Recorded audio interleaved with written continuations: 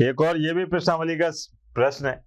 यहां पर कह रहा है कि यदि किसी अवयव यानी कि मैट्रिक्स में 24 अवयव हैं तो इसके संभव कोटियां क्या हैं, मतलब इसके क्रम क्या क्या हो सकते हैं। मतलब ये अपने से कह रहा है कि साहब इसकी पंक्ति और स्तंभों की संख्या के हिसाब से कितने प्रकार के मैट्रिक्स बना सकते हैं अपन। ठीक है, यदि इसमें 13 अवयव हो तो कोटियां क्या होंगी। मतलब इसने एक पत्थर से दो कुत्ते मार दिए साहब, एक ही प्रश्न में दो दो बातें पूछ ली। तो सबसे पहले आते हैं 24 के लिए कि जब नंबर 1, जब अवयवों की संख्या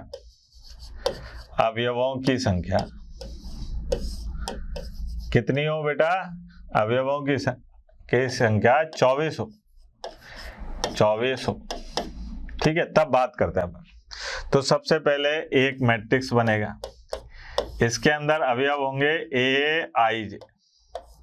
ठीक है, ऐसे लिख देते हैं क्योंकि अपन पूरा मैट्रिक्स तो लिख नहीं रहे, यहाँ केवल क्रम लिखता हूं मैं। ठीक है, तो पहला क्रम लिखा मैंने 1 और बाई 24, ये आ गया।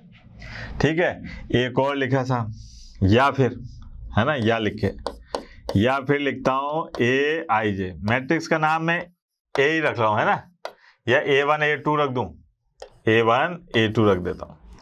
यहां पर आएगा 24 और बाई 1, ये आ गया सर, 1 बाई 24 और 24 बाई 1। ठीक है, फिर मैंने और देखा था, फिर मैंने मैट्रिक्स B1 करा। B1 में अवयव वही रखे ए आई जे। ठीक है, अब इसके अंदर पंक्तियां कितनी ले सकता हूं, यहां मैं लिख सकता हूं 2 बाई 12। ठीक, और B2 ये लिख सकता हूं मैं ए आई जे और 12 बाई 2, ये हो गया 12 बाई 2। फिर आते हैं अपन बाद में C1 पर, ये आ गया अपने पास में C1, ये मैट्रिक्स देखें अपन, अब यह वही है ए आई जे। ठीक है, अब यहां पर देखिए आप 3 बाई 8 और C2 देखो आप, ये क्या आ जाएगा ए आई जे, ये आ गया 8 बाई 3। ठीक है बेटा, फिर अपने से ये कह रहा है कि और आगे बढ़े। यहां पर आए अपन D1 में कितना है ए आई जे, और इसके अंदर क्रम क्या हो सकता है 4 बाई 6, और D2 में क्या हो सकता है बेटा ए आई जे और 6 बाई 4, ये हो गया। ठीक, फिर अपन एक और देख लेते हैं, D3 लिख देते हैं साहब, यहां पर आए अपन ए आई जे। अब क्या आएगा साहब, देखो आप, हाँ भाई 24 के अपन जितने संभावित गुणनखंड कर सकते थे, गुणनखंड से मतलब जिससे गुणा करने पर 24 मिल जाए, वो लिख लिया।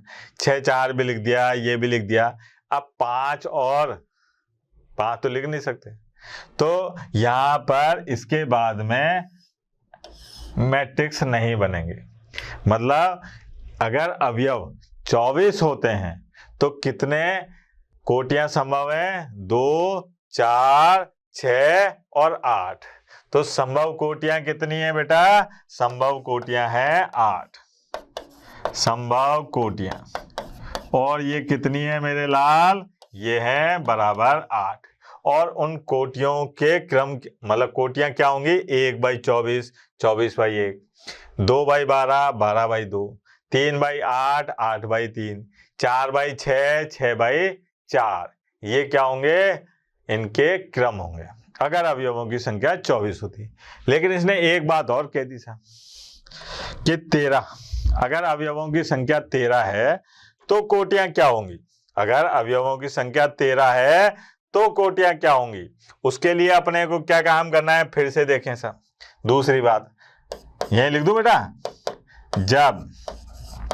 जब अवयवों की संख्या अवयवों की संख्या कितनी हो?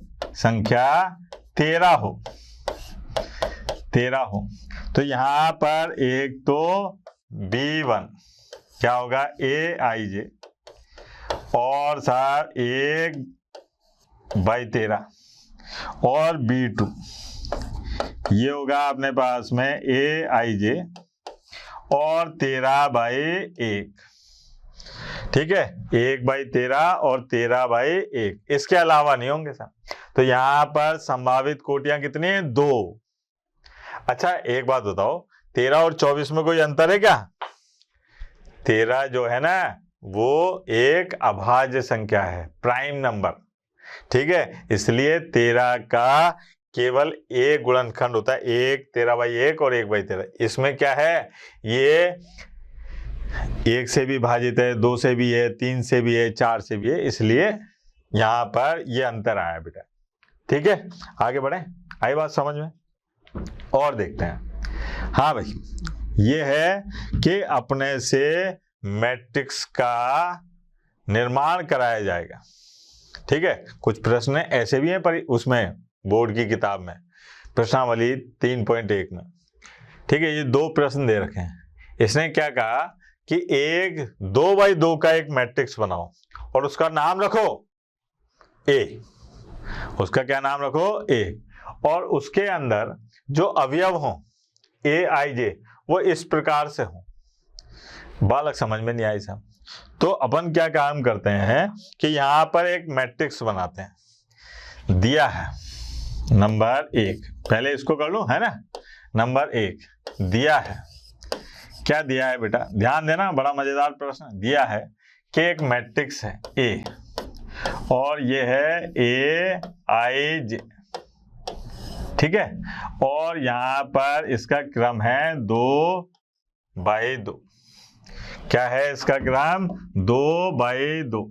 अच्छा, 2/2 का मतलब क्या हुआ कि इसमें पंक्तियों की संख्या 2 है और स्तंभों की संख्या 2 है। तो मैंने यहां पर क्या करा? एक मैट्रिक्स A, और ये ऐसे लिखा, देखो आप, A और A12 और A21 और A22, ये आ गया साहब। मैंने क्या काम करा? इनका नाम रख दिया कि साथ 2 पंक्तियां हैं और 2 स्तंभ है। अब मुझे इनके मान निकालने हैं, लेकिन प्रश्नानुसार, यहां पर प्रश्नानुसार क्या दे रहा है बेटा? ये प्रश्नानुसार कहा जा रहा है, प्रश्नानुसार। हाँ भाई, प्रश्नानुसार क्या कहा जा रहा है कि AIJ ये बराबर है, ये बराबर है किसके? कि I और J को जोड़ो, फिर उसका वर्ग कर दो और फिर 2 का भाग लगा दो। पहले दोनों को जोड़ो, फिर 2 का वर्ग करो और फिर भाग लगा दो। तो देखते हैं भैया कैसे आएगा ये। तो यहां पर मैंने बताया कि साहब मैं यहां पर पहले A11 निकालता हूं। तो यहां पर I का काम कौन कर रहा है? 1। J का काम कौन कर रहा है? 1। तो मैंने क्या काम करा? 1 + 1 का वर्ग कर दिया और 2 का भाग लगा दिया। तो 1 1 2, 2 का वर्ग करा 4, 4/2। 4/2 क्या आ गया बेटा? 2। यानी कि A11 का मान कितना है? 2। फिर मैं आया साहब A12 पर, फिर मैंने I की जगह 1 और J की जगह 2 रखा। तो ये आ गया, देखना, 1 + 2, इसका वर्ग कर दिया और 2 का भाग लगा दिया। अच्छा, 1 और 2 का वर्ग 3, सॉरी 1 और 2 को जोड़ा 3 और 3 का वर्ग करा तो कितना है? 9। तो इसका मान कितना आ गया? 9/2, ये आ गया। फिर साहब यहां पर आया A और 21। अब I का मान है यहां पर 2 और J का काम कौन कर रहा है? 1। तो यहां पर आ गया 2 और +1, ये आ गया। 2 + 1 का मतलब हुआ 3। 3 का वर्ग कितना हो गया बेटा? 9। तो ये आ गया अपने पास में 9/2। ठीक है, उसके बाद में ये आ गया। ठीक है, 2 2। अब यहां पर कितना आ गया? 2। ये देखो आप, आई का काम कौन कर रहा था 2, जे का काम कौन कर रहा था 2, 2 और 2 4, 4 का वर्ग कितना हो गया 16, और 16/2 कितना आ गया मेरे लाल 8।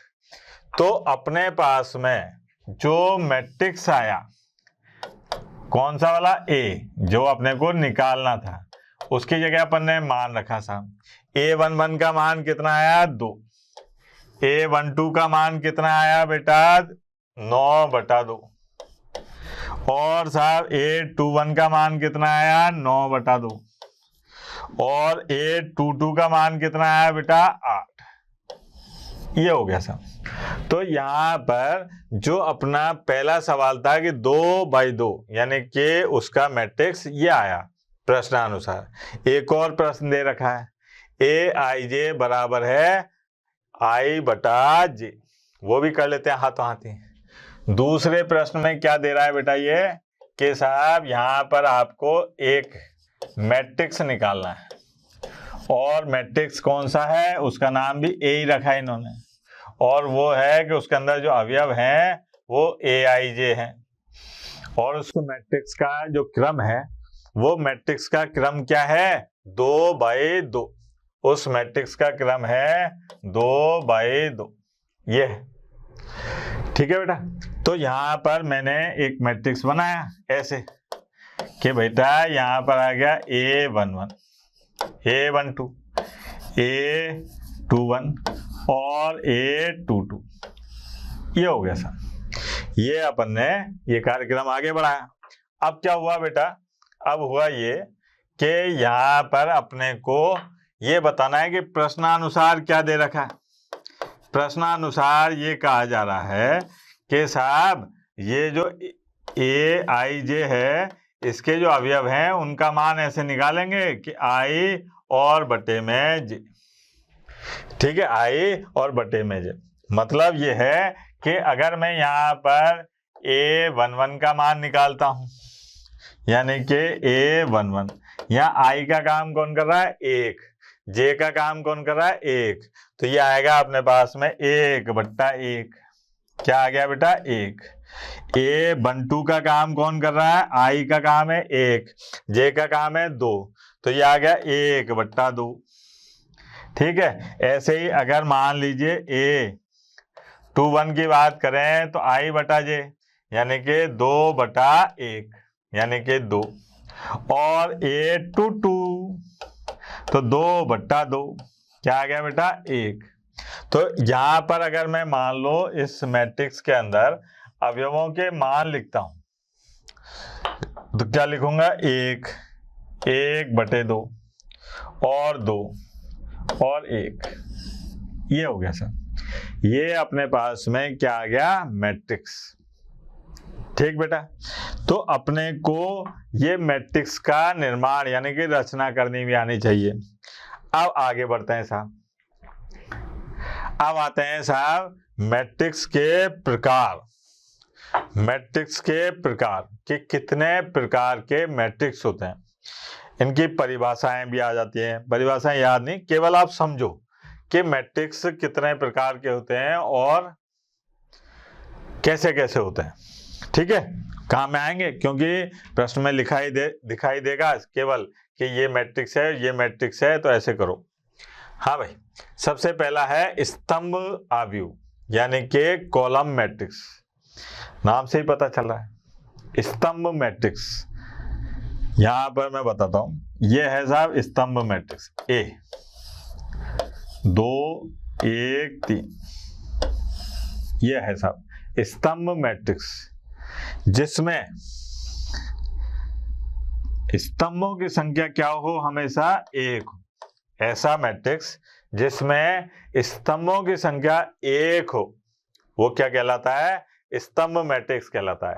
जैसे ये है, ये एक स्तंभ मैट्रिक्स है, इसमें पंक्तियों की संख्या तो 3 है लेकिन स्तंभों की संख्या कितनी है 1, और इसका क्रम कितना है बेटा 3/1, तो ये क्या कहलाएगा अपने पास में स्तंभ मैट्रिक्स। अगर मैं मान लो ऐसे लिखूं B, यहां पर आया 4 2, क्या ये स्तंभ मैट्रिक्स है? तो आपको बताऊं इसमें स्तंभों की संख्या कितनी है 1, पंक्तियों की संख्या कितनी है? 2। तो जब कभी भी स्तंभों की संख्या 1 होगी तो वो मैट्रिक्स क्या कहलाएगा? स्तंभ मैट्रिक्स कहलाएगा। अच्छा बेटा ये बताओ कि अगर मान लो ये मैट्रिक्स है 4 1 2 6, ये है, क्या ये स्तंभ मैट्रिक्स है?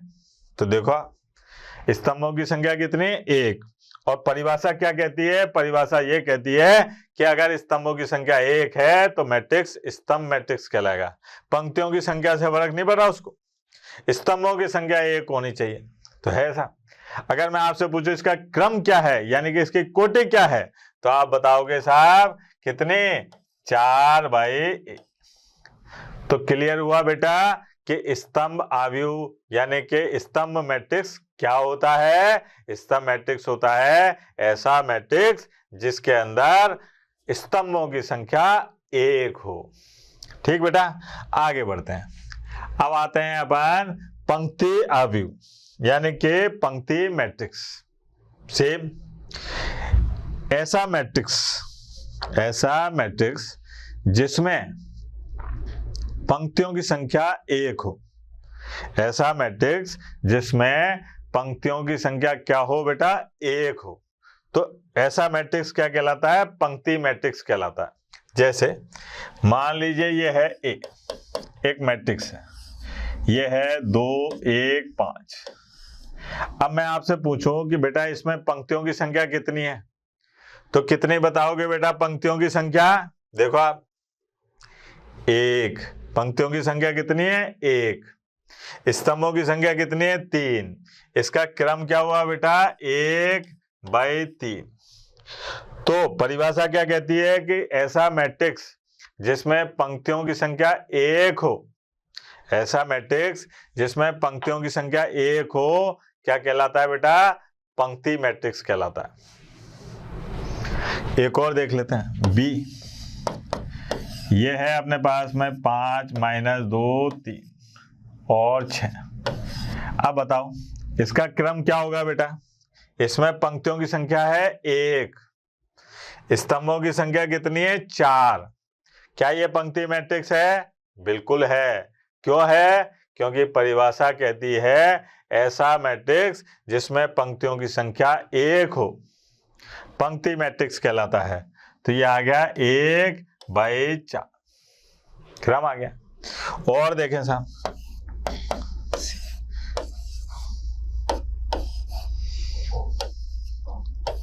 ये, अब यहां पर आप बताओ कि ये पंक्ति मैट्रिक्स है क्या?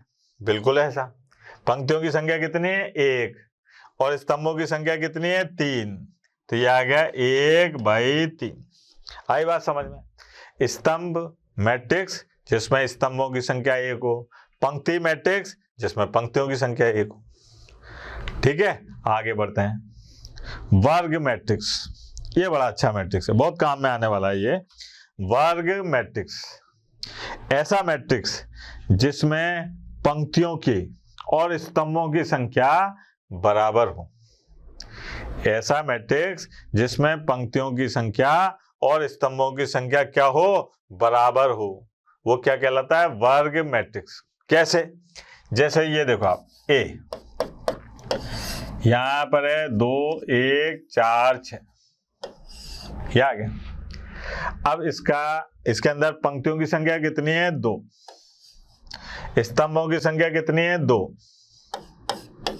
पंक्तियों की संख्या कितनी है? 2। स्तंभों की संख्या कितनी है? 2। तो इसका क्रम हो गया 2/2। तो ये कहलाया बेटा वर्ग मैट्रिक्स।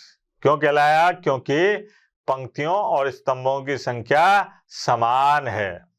पंक्तियों और स्तंभों की संख्या अगर समान होती है तो ऐसा मैट्रिक्स क्या कहलाता है बेटा? ऐसा मैट्रिक्स कहलाता है वर्ग मैट्रिक्स।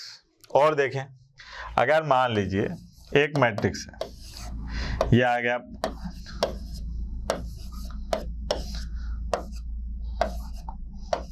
ये। अच्छा ये बताओ इसमें पंक्तियों की संख्या कितनी है? तो इसमें पंक्तियों की संख्या दिखाई दे रही है 3। स्तंभों की संख्या कितनी है बेटा? तो स्तंभों की संख्या भी कितनी है? 3। जब पंक्तियों की संख्या और स्तंभों की संख्या 3 3 है तो इस मैट्रिक्स का क्रम क्या हुआ? इस मैट्रिक्स का क्रम यानी कि कोटि हुई 3/3। क्या ये वर्ग मैट्रिक्स है? बिल्कुल 100% वर्ग मैट्रिक्स है। क्यों है? क्योंकि इसमें पंक्तियों की संख्या और स्तंभों की संख्या बराबर है। अच्छा एक बात बताओ, ये मैंने लिखा है एक मैट्रिक्स,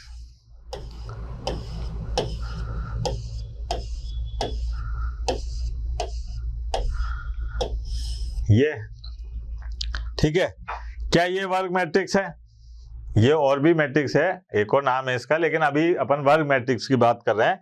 तो क्या ये वर्ग मैट्रिक्स है? अब बालक के साथ पंक्तियों की संख्या 3 है, स्तंभों की संख्या 3 है, तो मैट्रिक्स है, वर्ग मैट्रिक्स। लेकिन अवयव 0 देख के चौंकना नहीं है आपको, साहब इसमें तो अवयव ही नहीं है। अवयव है कौन? 0। 0 होता है बेटा, तो यहाँ पर 0, तो इसका मतलब ये 3/3 क्रम का यानी कि 3 कोटि का वर्ग मैट्रिक्स है। ठीक है बेटा, वर्ग मैट्रिक्स तक पढ़ने के बाद में अब अपन कल के लेक्चर में पढ़ेंगे, आगे भी इसके कई प्रकार आएंगे मैट्रिक्स के, उसके बारे में पढ़ेंगे। अगर आपने ये लिखा हुआ उतारा नहीं है तो मोशन एजुकेशन के ऐप पर जाइए, ठीक है, मोशन एजुकेशन लर्निंग ऐप पर जाइए, वहाँ पर आपको इससे संबंधित डीपीपी और नोट्स मिलेंगे, उनको देखिए और पढ़िए। कल तक के लिए विदा लेते हैं, धन्यवाद।